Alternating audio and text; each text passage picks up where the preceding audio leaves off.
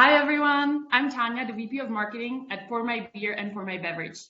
Thank you all for joining our webinar, Hospitality Industry Trends to Expect in 2023. I'll be the moderator for today's event, so before we get started, I want to tell you a little bit about myself and about PourMyBeer.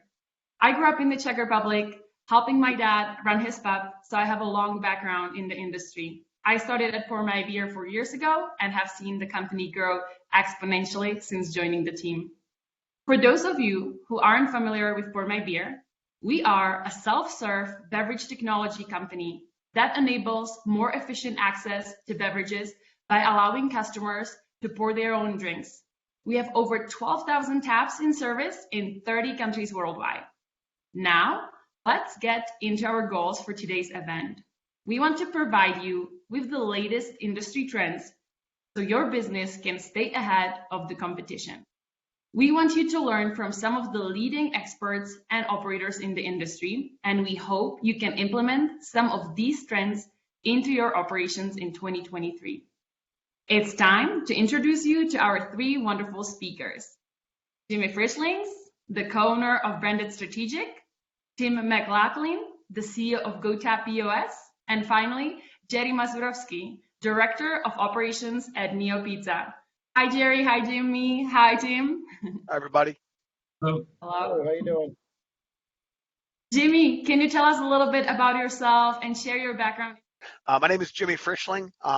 As Tanya mentioned, I am the co-founder and managing partner of Branded Strategic, actually Branded Strategic Hospitality. We are a emerging venture capital firm, singularly focused on investing in technology and innovation for the food service and hospitality industry. Full disclosure, PourMyBeer is one of our portfolio holdings. I'm very excited by that. We've actually made we've made 43 investments in the space, heavy emphasis on software, and our single most important investment thesis, it's always got to be good for the operator and the industry. We really do love the industry under a separate banner. We do own and operate about 23 restaurants here all in New York City. I am a native New Yorker, father to a 6-year-old girl, and husband to a woman who is underachieving as I am overachieving by being married to her. That's me. Wonderful. Thank you so much, Jimmy. Now, Tim, can you share a little bit about? Thanks for having me. My name's Tim McLaughlin. I'm living in the Washington, D.C. metro area. I actually own a number of restaurants as well, just like Jimmy. My wife technically owns 2 breweries that we started in 2013 and have been operating since they opened. The first one opened its doors in 2015. My prior life was actually in the services industry, but in professional services for Fortune 500 companies mostly. So in your arena of New York City, we worked with some large banks like Goldman Sachs. We also worked with PayPal out in San Francisco and San Jose. So there's a lot of business on very large, high volume websites. So that's my prior life. You add my hospitality time, and then you end up with GoTab. And GoTab is really we call it a restaurant commerce platform. But most people in hospitality think of us as a POS because that's kind of how the old world grew up. It's this computer that sits in a building or in a restaurant. We are a POS. We're a cloud-based POS, and we focus on really high volume, large format restaurants or places that have a beverage orientation. So big places you hang out and oftentimes consume beverages. That's the GoTab focus. That's what our clients are. They range from many Guinness breweries across the country, including Guinness, Stone Brewing, Ballast Point, Up By You, Other Half Brewing, etc. Great. Thank you so much, Tim. Appreciate it. And Jerry, can you please introduce yourself as well and share with the webinar attendees what's your background in the hospitality industry? Sure. Thank you very much for having me today, Tanya. I appreciate it. My name is Jerry Mazurowski. I am the Director of Operations and minority owner of Neo Pizza and Tap House. I am the ground up restaurant rat out of this group. Started short order cook when I was 16. I've been involved with the industry for 32 years, done every single possible position you could imagine in the restaurant industry, from server, bartender, manager, general manager, director of operations to now a part owner. I've been involved with 17 restaurant openings in my career with numerous different brands. I like to kind of torture myself every couple of years and go through another one. Just recently was involved in 2 openings this year with the Neo brand. We were able to open an Always Smells location in May, and then another one just about 6 weeks ago in Towson, Maryland. We have 3 locations presently operating with PourMyBeer, and that's kind of all I got for you guys. So thank you for having me, and I appreciate it. 17 restaurants, that's impressive. Thanks so much, Jerry. I really appreciate having all 3 of you on, and I'm excited to share your knowledge here with attendees. We have divided this webinar into 5 sections, and we have a lot of great tips to cover. So let's dive right in, and let's kick things off with our first section, and let's talk about food trends. So my first question in the food trends is, initially off-premise dining was most popular among consumers in 2022. Has this stayed the same, or do you see a shift back to on-premise dining, Jimmy? No, thank you. And off-premise is the genie is out of the bottle, I guess is what I would say. And the pandemic, which it's hard not to talk about the transformation going on in our industry without kind of thinking about our world pre-pandemic and now post-pandemic, although my sense is this is something we'll live with for a while. It really spawned an amazing amount of embracement by both operators and guests alike. From our standpoint, in-person, on-premise dining has come roaring back. And that's to be understood or even expected, as there was a lot of pent-up demand still from people feeling they weren't social and they weren't getting together sufficiently. So I will say from an operator standpoint, our numbers in our restaurants, which are all in New York City, they are not only back to pre-pandemic levels, but in most cases they're exceeding where we were. Despite that, I will say that the off-premise has been unleashed. It's not going away. And if anything, I like to say that the optionality in our business has grown exponentially and similar. I mentioned my daughter once, I hope not to do it a third time, similar to her applications to kindergarten, where the schools would say, we'll meet your kids where they're at. I think as an industry, we need to meet our guests where they're at. The guests that want to come in the house and come and dine with us and have that experience, we've got to welcome them in an efficient and comfortable and safe manner. But by all means, off-prem is absolutely a now major factor, and even changing the way we think about the landscape or the physical footprint of a restaurant of the size of the kitchen and the access points, and could delivery and pickup persons come in through a side door. So we're very mindful that off-premise is very much here to stay. Great, thank you, Jimmy. Tim, did you want to add anything to this? I was actually trying to recall the statistic on like the overall 50-year trend around restaurant dining. I don't think that off-premise is necessarily eating on-premise. I actually think they're both eating cook at home. Yes. Right. And so the reality is, if you look at the long-term trend, which is why I got in the restaurant business, is that long-term, we've seen restaurants continue to take away market share from home cooking. It's not one or the other, it's actually both. And so I think that the key thing to understand, and we in my restaurants personally, as well as my clients, we saw all the revenue go all the way back to 2019 performance, at least, and in many cases exceed. So on-premise is very much here. I think of it 2 ways. There's food to function, and there's food for fun. And on-premise is food for fun. And the reality is, I'm also a foodie, and I still don't believe you can get food in a box that tastes as good as food right next to the kitchen. So if you're one of those people, you're also going to seek it out and get it nearby. So I think the combination of fun, slightly better, I would say a lot better. But then other people are going to value convenience and being able to stay in front of their own Netflix screen. So it's really both. All right, thank you. Let's go to the next question.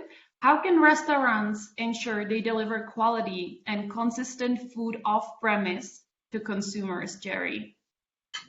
Well, the very first thing to think about is the packaging that we're going to be using. There's with coming out of COVID and the pandemic, a lot of packaging was short in certain areas, so a lot of companies started recreating, different ways to be able to package their goods. Now it's also maintaining food that will actually hold a little bit better. So for us as operators, there's a couple challenges. One, people want to see packaging that's convenient for them because they're on the run. So something they can use and eat out of as they're walking down the street. Number two is what can we have that's going to be able to hold the food, hot food hot, cold food cold, and then also be presentable for your brand. That's the other thing that you're looking at is, you know, you could have a great product, but you put it in something that's terrible and people don't like it, they won't come back because there's so many other choices out there. So making sure that you can get quality to go containers that are convenient for your customers and also represent your brand and keep the quality of food are all the challenges that we have. Great. Next question and last question of the food trend section. Where do you see the future of food delivery heading, Jimmy? Yeah, we've been thinking a lot about this because we know that, as Tim alluded to, and I very much agree with his earlier comment, as a young child, home meals were 5+ nights a week, and now that is really not become the case. That said, I predict the future of food delivery is going to have a lot more to do with pickup and takeaway. And off-premise is going to be, I think, there's going to be a migration back to the more old school, but modernized with better automation and technology that makes the pickup and the takeaway a better experience. The last mile, the cost of getting that food from point A, the restaurant, to point B, your home or office or otherwise, is still incredibly expensive, among other things. And that is something that at the end of the day, I don't expect will be solved easily. I've heard many people comment on the price of a food delivery to get a burrito, and you can pick any burrito shop or Mexican restaurant you want, and they complain about the cost of the delivery relative to the price of the burrito. But at the end of the day, does it really matter what the cost of the item was? Somebody had to go pick up that item and bring it to you. It could have been an iPhone. It could have been a diamond engagement ring. I don't know what it could have been, but the fact is they had to bring that to you, and that's expensive use of human capital. We actually think the future has a lot more to do with elegant and seamless and more frictionless pickup, where you know when you place the order, you know about when you should show up, and the kitchen knows when you're coming. That you shouldn't have to bother the staff, and there should be a way to pick the food up seamlessly, and not with a shelf, not with a sitting on top of a counter phone to unlock a pod or a locker that has been keeping the food either just warm or just entered. And there needs to be solutions that are engaging you to come get it, because that alone will adjust and actually reduce the cost of the off-premise more than anything else. At the end of the day, there are plenty of people who are not going to want to go do that, and therefore the delivery model needs to continue to try to perfect itself. And I really believe you're going to see more of the larger players who can leverage, more in their kind of, flywheel of what they have in house to do that, because the current model of the drivers that are being, used, they're not loving this experience, and the guest is not loving the experience. And a business where the employees, the drivers, and the guests, yourselves who order at home, are not happy, and I'd even say the restaurants who don't like paying the DSP, the delivery service fees, that's a bad combination. So I think it's going to change in the way we expect it to change, shifting from the convenience of the drop-off to the pickup oneself. Thanks, Jimmy. Tim, what are your thoughts on the future of food delivery? So I will combine this answer with the last one, which is I think delivery and takeout, anytime you're taking food away from the kitchen, probably the biggest factor. I mean, packaging is a big deal, but packaging can only go so far, because you've got volatile compounds coming off of it, aka smell, aroma, and that is going to come off over time, right? So you can only package it so long before it loses its effectiveness. The thing is, everything's about timing. How long did it come off the griddle? How long did it come off out of the oven? Whatever it may be, how fresh. I mean, we're actually adding a lifetime value to every product in GoTab, so you can understand how long you can make it in advance, but not too long. And I think timing is everything. I think Jimmy touched on it, both whether it's takeout or delivery. It's how long did it take to come out of the oven? How long did it sit on the shelf? How long did it get run by a runner or handed to a driver? I mean, I can tell you, I very rarely get delivery, mainly because I know that those handoffs with third-party delivery parties are so disorganized that there's always a 10 or 15-minute gap in between, and my food suffers. So I always end up getting takeout personally because I'm just that finicky about my food, unless there's specific food items that can take that abuse. So I think timing is everything. I think that's the biggest opportunity for improvement. Packaging can do some, like pizza is actually a wonderful thing because it is more robust. Lots of food isn't. And I think there's so much opportunity for efficiency. I do think delivery, in order for it to be sustained for anything except for people who only care about convenience, meaning that if I value convenience over taste, then I'll do delivery all day long. But I don't. So I think to get a wider market, it needs to be better organized. Let's hop into section 2, technology trends. My first question goes to Jerry. How do you expect business automation and adapt technology? Well, I mean, I will tell you this: in my restaurants, we've already using PourMyBeer started to adapt. Technology is the way of the future. It has been for years, and we're seeing that in the hospitality industry now. There is still, that area of people that want to have that brick and mortar sit down fine dining experience, but there's a lot of other people that they don't really need to have that. They want to know how quickly we can get it, how efficiently they can get their product, and how fast they can get it. Using automated systems from the better POS system to similar things like GoTab and what Jimmy's talking about. Those things will help us. And in using PourMyBeer, that's the biggest thing that I found. Now I don't have to worry about looking at my inventory controls from the eyes of a manager. I can go into using the technology that's already there to see how much product I have on hand. I can streamline my ordering. I can run a more efficient restaurant. I can have costs more in line, all due to the technology that's out there that we're able to use. It brings more value to product we're putting out there. We're all streamlining costs as best we can using technology to be able to help that is the way I think we'll see everyone trending in the future. Thank you, Jerry. PourMyBeer is grateful that we can help, and we love having Neo Pizza in the PourMyBeer family.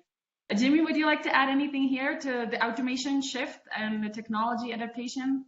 Absolutely. And Jerry and I have a similar kinship. Actually, before Brandon was an investor in PourMyBeer, we were a customer. We had a full service restaurant, barbecue and casual restaurant, and we actually leveraged the self-pour solution as kind of our initial foray into automation and to see what the experience would be like as an operator, as a customer of the technology.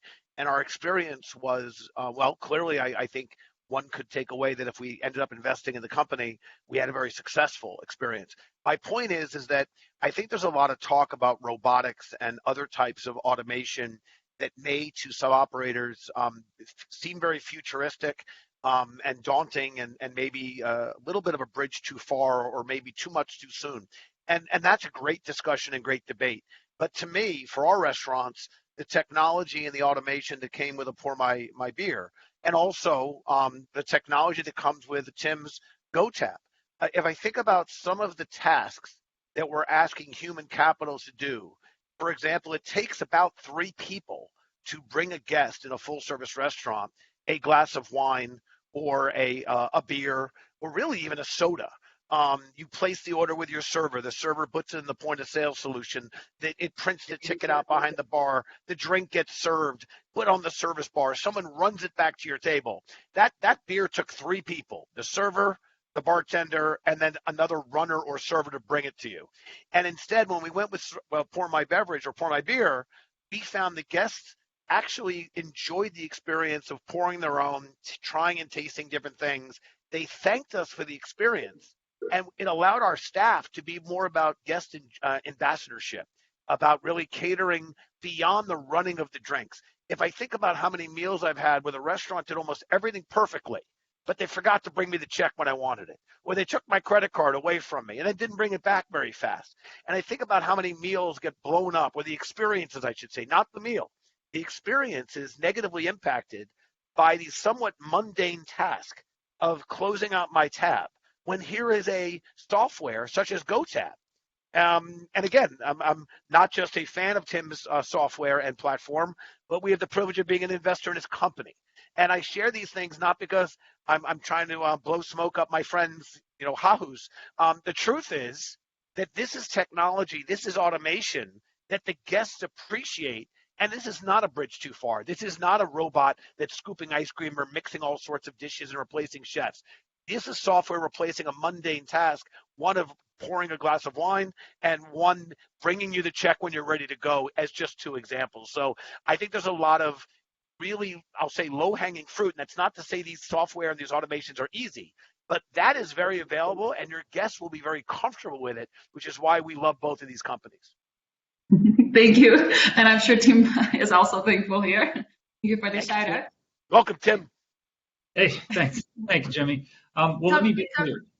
Can I add something to that? So yes, one thing that people think, we were doing QR ordering in 2018. That's what one of the innovative things GoTab was doing. People thought we invented it in COVID or we started doing COVID. That's not the case. We were doing it in my restaurant in 2018 in Virginia. The reason we were doing it is because we had massive lines. And it turns out a lot of people hate lines, including myself and plenty of my colleagues. But one thing that's really interesting side effect of GoTab is about 40% of our guests never pay the bill, meaning they just walk out. They walk in, they order, they get whatever they want, and they leave. And nobody closes the check. The system closes the check automatically. It charges the guest automatically. And guess what it does even better? If the guest has insufficient funds on their credit card, it sends them a text message and says, hey, you didn't pay your check. Please put another card on file and pay your bill. And guess what happens if they don't pay their bill? They can't go to another GoTab restaurant until they pay their bill.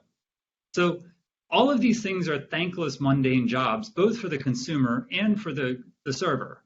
There's nobody getting excited about paying their bill. They are excited about pouring their beer. And by the way, we do an awesome integration. Your product's awesome. Our clients who use it love it. But there's excitement there, but nobody gets excited about so many of these mundane tasks. I think I saw an article today or yesterday in The Economist, and they said we really should be thanking the robots for arriving, because the reality is there's a lot of tasks that we don't want to do. And I think we overclassify when we call these things robotics. I don't know if you guys have seen these carts that drive around in restaurants. They're not robots, they're carts. They're smart carts.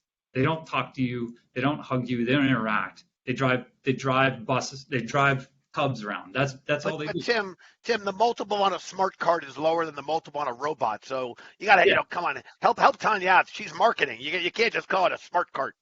No, I know, but here's the thing: it's like there's so many jobs we don't want to do. Nobody wants to do them, and that's really all we're trying to eliminate, so that we can have time to visit with the guests. That's the whole philosophy of what we do. Is like spend the time where it's valuable. Talk to your guests. Talk about the food. Talk about the drinks.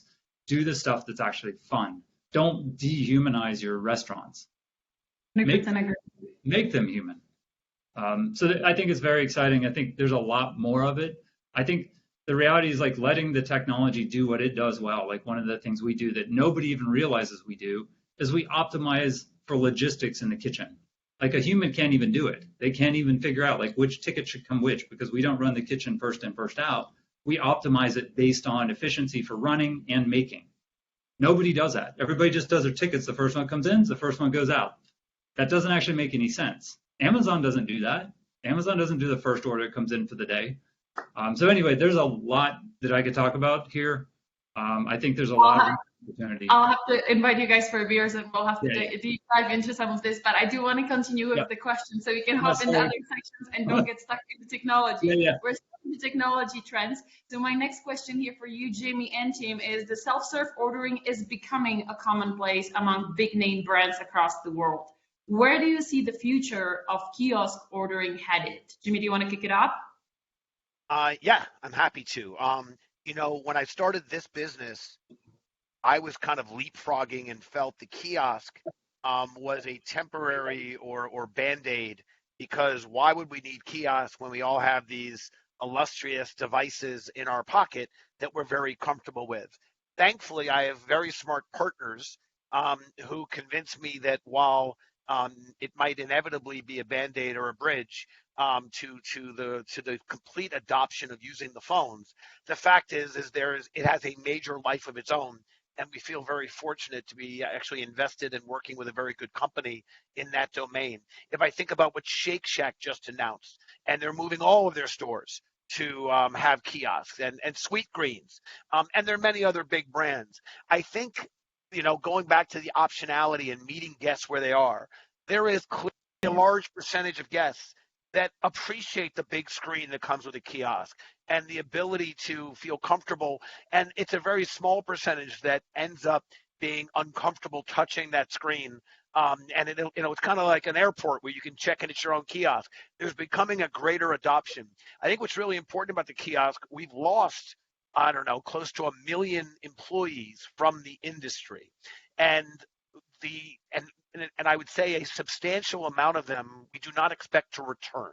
So the necessity of addressing the cashiers and the lines that we have to account for, I think having the BYOD, the bring your own device or use your own device phones, is a huge and important embracement of tech and innovation. But the kiosk is also now, I think, table stakes for a lot of large brands. Tim may disagree with me because, I think he'd like to see the leapfrog all the way to the phones. But I believe the kiosk is playing an important foundational, experience for the guest. And there's clearly a larger percentage of the guests now are ready to move in that direction. And again, the operators need to embrace it because they're not getting those cashiers back. Jimmy, Tim, what is your thoughts on the future of kiosk ordering? Okay, so I started GoTab with the idea that this is a kiosk in everybody's pocket, and it is a better kiosk because it already has your identity. I don't have to dip my card. I don't have to tell it who I am. It can actually tell me what I ordered last time, unlike a kiosk, which until it recognizes you by face, it's never going to know who you are. And so it's just going to show you the same thing it shows the next person. So the phone has the advantage of knowing who you are. But the phone doesn't have the advantage of a big screen. And I will admit, like when taking in a lot of data, a big screen is nice. So we are supporting kiosks within GoTab because there is a time and a place for trying to process more information that a big screen becomes really helpful. There is the winning feature of this, but the big screen is compelling. So I think, as Jimmy said, there's a time for a POS, there's a time for a kiosk, there's a time for a mobile phone, there's even a time for a mobile app, although I would say it's a pretty slim need there. So that'd be my sentiments. Thank you, Tim. Jimmy, digital check-in is now the new norm. Businesses. How are businesses using technology to automate those check-ins and checkouts? Yeah, I had two experiences recently, and the delta or the distinction between the two really was impacted by my digital check-in experience. With one hotel, when I got on the plane from New York and headed out on my journey, they gave me the option to digitally check in. I was arriving at night. I got my room key digitally sent to my phone. I was able to order room service because I was arriving late so I could have some food, essentially arriving to my room within minutes. And I bypassed the entire reception and went to my room, and it was a seamless experience. And I noted how nice it was. On my next trip, thinking that must be now somewhat best practices and industry standard, it was not an option. Got on the plane, arrived, and even though we had pre-checked in, prepaid, and had a QR code on our phones, we had to wait on a 45-minute line because they were overwhelmed at a conference by the guests who were all arriving at the same time. And it was a very negative experience. And here we were, both events were conferences in technology and for hospitality. So one hotel got it right, one didn't. I think that's going to be table stakes. And even those two experiences alone would make me lean in to the hotel chain that is coming up with these solutions to give me as much of a, again, frictionless experience by allowing me to check in, order food, and leverage my phone to have a better experience while on the property at the hotel. From the time that I arrived to the time that I left, that experience, the digital check-in, and even navigating the property while I was there, was a superior experience to the alternative. I think the hotel industry, we can debate which vertical in hospitality, whether it's hotels or restaurants or stadiums and arenas, who's most antiquated or who is most aggressive. The fact is, it's very brand centric. I think you'll find the winners and otherwise in each of those categories. But I will say for the hotel business, the digital check-in to me seems like an obvious thing to award your guest with because they will appreciate it as I did, and now I'm loyal to the company that gave it to me, and the one that didn't can go. Great. Jerry, where do you think tip pooling is headed in 2023? Can we expect any changes? Look, I'm an old school guy. I was a server, bartender, and it took a long time for me to get to the fact of where I am now as a part owner. Is my money was my money, but for us, it doesn't work. We have gone to tip pooling for all of our restaurants. It is building teamwork amongst all of our front of house, back of house employees. There is a very, very generous amount of money coming in through tips now, especially with a lot of things being automated. You get your tab, if it's on a kiosk or on your phone, you see that automatic 20%, boom, you just hit the button and you swipe. So there's a lot of money coming in. So what we have done is, again, implemented tip pooling amongst all of our staff members. They are trained that they are working collectively as a team. It has helped us battle the minimum wage situation that is going to be affecting all of us on the operating side. And it's actually, we found that the hourly increase for the employees, including the back of house, which is where we are all struggling right now, it seems to be to keep people in, they like having that extra money, It gives them a reason to make sure that food comes out looking good. It's the old school way of thinking, back of house here, front of house here, they kind of butt heads sometimes. You put that tip pool together, all of a sudden they're all working together. It's like magic. So in my opinion, I feel as if more places are going to be going to this, the bussers, the servers, the cashiers, and the back of house to create that teamwork environment, keep minimum wage from killing us, and making your stores more productive and also profitable. Would you like to add anything to this? I think it's inevitable. I think tip pooling is the way everybody's going. Although I do think there's an interesting twist on it that is possible with smarter data, and that is knowing performance and then attributing a higher percentage of the tip pool based on performance.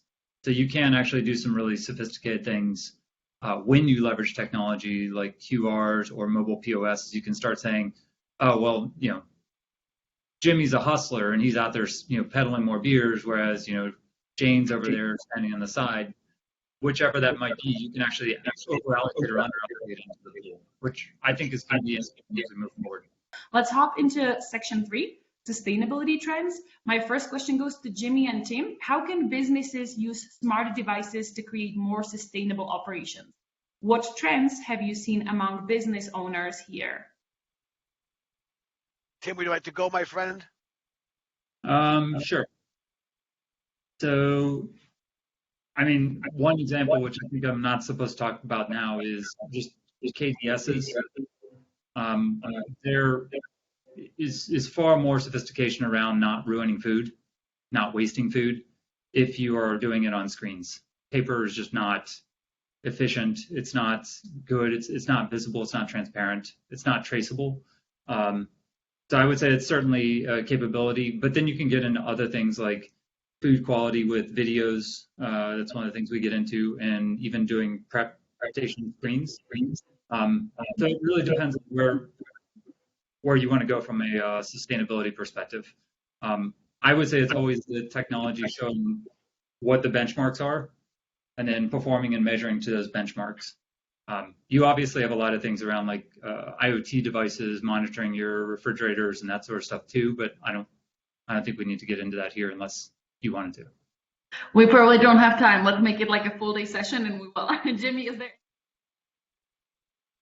Yeah, I think for the smart devices, it is such an important embracement, and I think the guests are fully ready to embrace this tool. For sustainability, I just feel it's a combination of eliminating some of the waste, whether it's the paper menus, whether it's even the plastic menus that require cleaning.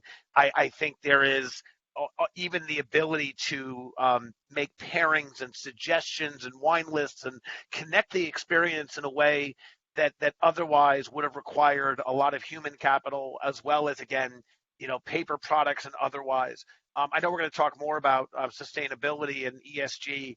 I think technology and innovation are really going to be huge factoids in that. And if you ask, why would I care, or why should the industry care? It's because our guests care. Our guests are now noting this and thinking about this. The packaging with off-premise escalating dramatically. We know how much waste. You could probably see it in your own homes. How much plastic packaging are we discarding on a weekly or even daily basis? So we're all thinking about these things. And when it comes to the smart devices, I think it allows a relationship and a line of communication between venues and brands that could go to their guests that otherwise would never have been possible, to share the things that these restaurants and brands are doing. And I think you're going to end up seeing a greater amount of customer engagement and loyalty to these brands that are leaning in. And I think the smartphone, these smart devices, probably are the single best way for this relationship to blossom. And Jimmy, in what ways can businesses reduce plastic? Redo the well, to me, on the plastic side, I think it's reuse more than anything else. And we're working with a very, look, this is a difficult space. We're an industry that's been traditionally, as others have been, but maybe more so, antiquated. The guests have always known what it's like to go to a restaurant and engage with a server or a host and otherwise. The operator always leans on their expertise, their experience, and their gut. So they have their way of operating. And I think the pandemic forced us to rethink some things. But in terms of packaging, reusable packaging, which is so daunting because it sounds so messy, and it seems like, are we really going to want to reuse them? But imagine, do any of you have restaurants where the packaging is, let's say, so good, you actually keep it, versus the packaging you discard in 2 seconds? Why do you keep one and not the other? And is there a way, and we're watching companies starting to elevate their packaging, to Tim's point, to try to lessen the loss of that aroma and flavor profile and experiential? Because Tim's right, the time is a huge factoid, and packaging can fix it. But here's what I know the consumer doesn't want. They don't want to pay for more expensive packaging. So the only way we can do this is to make it that the packaging is better, and you're incentivized to work with the restaurants who are part of this platform that actually is accepting the sharing, the reusing, the drop-offs, and doing it in a way that creates value for the guests, not just in the experience of their dining or the food that comes, but ultimately in the value they get because they're participating in something that is better for them, better for the operator, better for the environment. ESG and sustainability will not succeed just because it's a nice thing to do. In fact, most sustainability companies, when they pitch me on an idea, if I don't see the business and the return on the investment, I'm sorry to say, I ask the person pitching to just tell me a charity they like, I'll make a small donation. But do not have me think about my business to do nice things, as opposed to that sustainability business that is doing nice things, but it actually has a return on investment for the operators, for the guests, et cetera. I was reading in Forbes, 65% of our consumers right now are looking for more sustainable and socially responsible products. 60% of consumers buy products from companies that are socially, environmentally responsible. So what does that say for us on the operator side is that we need to find a way to make sure that we are finding sustainable food products that our consumers are obviously looking for. Eco-friendly labeling in grocery stores, things like that are what people are looking for. When they walk into your restaurant, they're going, no, where did that food come from? Is it something that is sustainable? Are you using a purveyor that actually practices regeneration of soil and things like that? Where are those veggies coming from?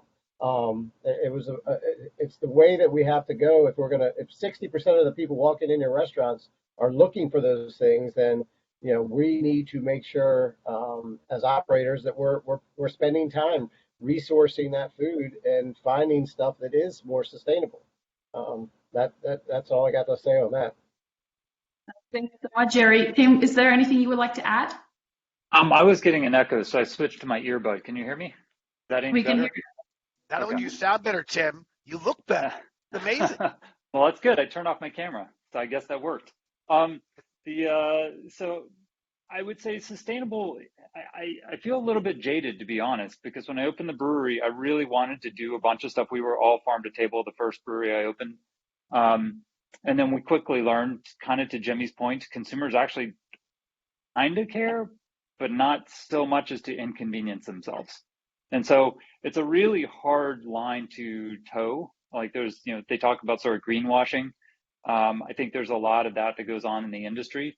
And I think really it comes down to economic efficiency.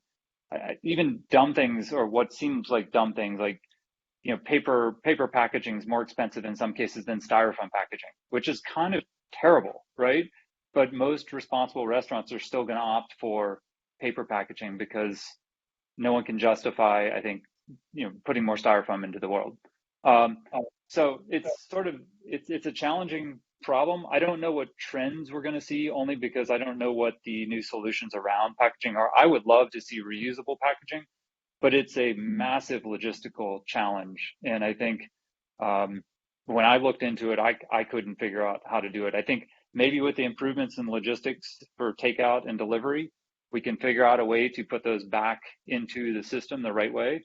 But I'm going to continue hoping and probably not solving this problem. Great. Thank you, Tim. We'll hop into the section 4. So we only have to cover them at least a little bit. So I'll run through these a little bit quicker. Let's talk about how can businesses embrace technology to improve drink surveys and increase beverage sales. Jerry, I'll have you start on this one. So, I mean, obviously, in 3 of my restaurants, we have already moved to using self-service. You know, beverage walls. What is the advantage of having it? One, the customers don't have to wait for their drinks. They're not waiting on a server. They're not waiting on a bartender. They can pick and choose what they want. They are able to pour as much or as little as they want. They don't feel as if they get ripped off. But then the other thing is the efficiency that you get out of it. I don't have anyone having any, there's no one stealing from me. Let's be realistic. A bartender, there's no extra foam being poured out. There's not the waste that you have in a traditional bar. To me, and what we have seen is our beer cost is lower than we've ever had in any of our full service restaurants. Our efficiency and our ordering is better. And then the guest, engagement, it gives them the time to be able to do what they want to do on their time. So the technology that we see, again, inventory controls, being able to look at how much product we have on hand, the pricing, to be able to control it as, on a daily basis, it all has made things more efficient for me in all of our stores. Great. Thank you so much, Jerry. Jimmy, would you like to add anything here? Well, the first thing I would say is a very sophisticated answer of ditto. First, I'd say ditto to Jerry's very good points. I think what I would just add, and I did not share this in the intro, but I've had every job in front of the kitchen as a much younger man, and I maxed out as a bartender. And I think as we talk about how business can embrace technology to improve the drink service and beverage sales, Jerry commented on the kind of the issue around theft. And look, the fact is, it's a real issue. Theft and waste, the bad pour, the over pour, or just making the bartender so important in standing in between your restaurant, your venue, and the guest, and kind of like a bouncer at a club or something, getting his or her attention, and this idea. I don't care how many shirts I buy from the Gap. They never give me a free one unless it's part of the promo. Okay, it's not like, oh, you bought 2, here's 1. Like, and yet here we are in a world where the kind of the thinking is, well, I bought a drink, don't you give me one soon? I think what's elegant about the technology is the guest is very comfortable taking care of themselves if you give them a system such as a PourMyBeer, that actually works and allows them to take care of themselves. And we're changing a dynamic and the reliance and dependency on, respectfully, the bar staff, who can do a lot of great stuff to be part of guest enjoyment or guest ambassadorship, but allow your guests to take care of themselves. Watch how they are social around the taps. Watch how they start it creates an experience for them. You're actually doing better on your margins, as Jerry so articulately said, and yet you're giving your guests something that they appreciate because it's a better experience for them as well. So could not be more euphoric around this. And think about stadiums and arenas. You don't get that beer or soda because you don't want to wait on the line. You don't want to miss the action.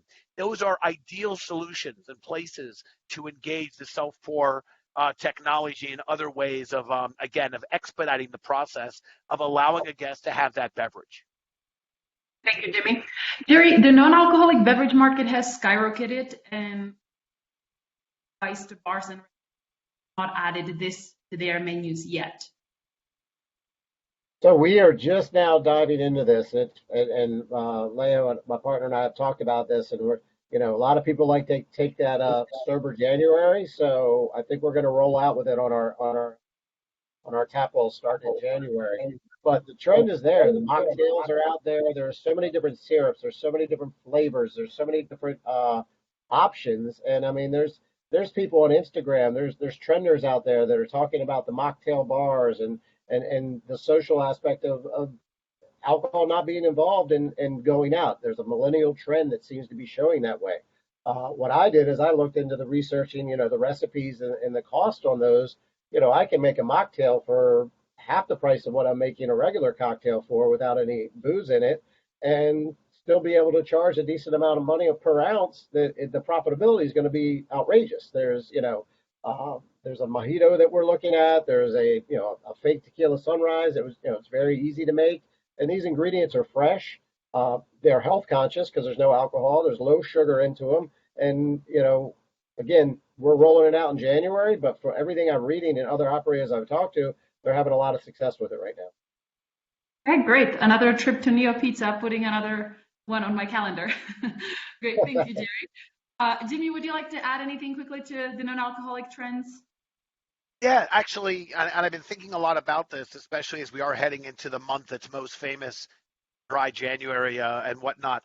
To Jerry's point, I think the opportunity to cater to a growing group, and whether that's people who don't drink any number of reasons or temporarily suspend it, and give them that going out experience, I actually think is very valuable. And more of our restaurants, almost to my surprise, are actually leaning into this more and more. I would say, and I'll connect this question with the previous one. Making that mocktail takes time. It's artisan. And yet we want to make sure we're getting drinks and beers out and wine to the rest of the crew. I actually think that's when this combination is warranted. That if someone wants that beer, wine, or otherwise, let them get that on their own through a system, and allow the bartender or the mixologist to cater to the more bespoke and the type of guest that might need a little extra time and attention. So again, I think optionality is something I've been talking about through several points of this webinar on how to meet the guests where they're at. And here's an example where I think the non-alc mocktail is a very important revenue driver, very good margin for the venue, very, very, with a lot of intentionality, giving something to the guest that shows you were thinking about him or her, but don't sideline your bar with your other customers. I think there's a way to kind of bolt on these things together in a way that'll prove very valuable. Great. Thanks, Jimmy. Now, the distilled spirits category is taking over the market. Can you expand on this a little bit, Tim? Yeah, I mean, if you look, I'm not muted. Okay. If you look at the trends overall, beer as dollar sales go is actually growing. However, it is growing at mostly its own expense. It's the craft beers taking away from the sort of non-craft category. Whereas if you flip over to spirits, or more specifically ready-to-drink cocktails is actually probably the fastest growing market segment out there. So that's like your tequila drinks that you see everyone from Sam Adams and all the other major producers rolling out. So that is just by the numbers. Within the next 2 years, it's expected that spirits will overtake beer as basically the total alcohol category. But of course, that doesn't mean craft isn't growing. I looked it up before the call just to make sure I was right. There was like I think 8% growth of beer sales It's just that the alcohol category is growing. Spirits is becoming a larger market share, but beer is still growing. It's just not growing as fast. Yeah, definitely. Awesome. We have 5 more minutes. I'm going to squeeze in these 3 questions very fast and give you, my speakers here, just a minute to answer these, which will be extra challenging for Jimmy, I know. But hopping into section 5, operational trends, and the first section is for you, Jimmy. Why should businesses have an omni-channel tech stack and connected operations? My reputation has been well earned, as you've seen my verbosity. Omni-channel tech stack means your tech stack is integrated, speaks to each other, and will end up requiring far less training and will be far more seamless. And ultimately, if you do it right, will allow you to engage, again, from your front of house and guest engagement to the back of house inventory and everything in between. So again, if you don't have omni-channel a tech stack, it'll be so disparate that I think you're going to find yourself wasting a lot of time, energy, and money trying to get the best of a system. So that, to me, integration is the single word I'd use, and the importance of it for an omni-channel tech stack. Awesome. Thanks, Jimmy. Wow, that was impressive. You actually managed. My next question here is for Jerry. Did you cross-train your staff members? If so, what are your processes and strategies, Jerry? We can go back to the tip pooling that we were talking about earlier. Cross-training. Look, we came out of this pandemic, and I think I'm not alone in the operating world of trying to find good help. So what we have found is that by cross-training, front of house, back of house, multi-positions, we don't have to have as many bodies in the building. We are struggling to schedule on a regular basis. So spending the time at the beginning at an opening, just went through 2, and training people on multiple positions has given us more flexibility. There's a little less, I like to say, we have, especially with PourMyBeer and being self-serve, there's less spokes that are in that wheel. So if I have all these spokes in my wheel able to do multiple positions, it gives my operators, my GMs, more flexibility when it comes to scheduling. It also increases the amount of money that I can pay to those employees because they're able to help me in more than one position. It is an investment of time and training in the beginning. It's not the old school way that, I'm going to train all my front of house this way and back house. We bring it all together. Again, going back to the tip pooling thing, it makes it easier for them to all understand. The other fact of the matter is that it builds teamwork. The restaurant runs more efficiently when they're all working together. Great. Thank you so much, Jerry. My very last question of today's webinar is for Tim. And it's great because I've actually seen that people have been asking this in the Q&A section. So Tim, you should make people happy by answering this one. What do you think the future of managing customers' orders is? Are we still going to see printed tickets, or in some cases, even handwritten notes? Or is a kitchen display system really going to take off in 2020? Well, I will even go further and say it might be going further than a kitchen display system. It may be a kitchen announcing system. So your kitchen displays can start talking to you. If you talk to any high volume chef, they'll tell you it's much faster to yell, hey, fries or 3 fries, because your staff literally doesn't have to look up to read. So the kitchen display can do optimizations that humans can't do. That's just practical. When you've got 100 orders, no one can read through the tickets and quickly cross-reference and figure out what's the same, what's not, where things are going, and optimize it. So I think that has come and gone. I think the only people who haven't realized that there is efficiency gains there are the people who have never used a good KDS. I think if you used only terrible KDSs, you might think it doesn't do stuff for you. So I think it's done. I think if someone were to trial one for a month, I don't think anybody would actually give it back. I just want to thank our speakers here. We have made it through our 5 section. I hope everyone is inspired and is taking away some great tips and ideas from today's webinar to bring back to your establishment. If anyone would like to speak with my team about how self-pour beverage technology can help with your beverage sales and serving efficiency, we're offering a free consultation with our self-pour experts. Simply scan the QR code and fill out the form, and we will be in touch. I just want to take a little moment to thank Jerry, Tim, and Jimmy for sharing their knowledge with everyone here today. Jimmy, thank you so much. Tim, Jerry, thank you guys so much. We really appreciate it. Thank you. Thank you, Tanya. And I hope you all enjoyed our webinar and feel like you've got lots of great new ideas to implement in your establishment. You have a fantastic day, and thanks again all so much for joining us. Bye. Thanks, everyone. Cheers. Bye. Bye, guys.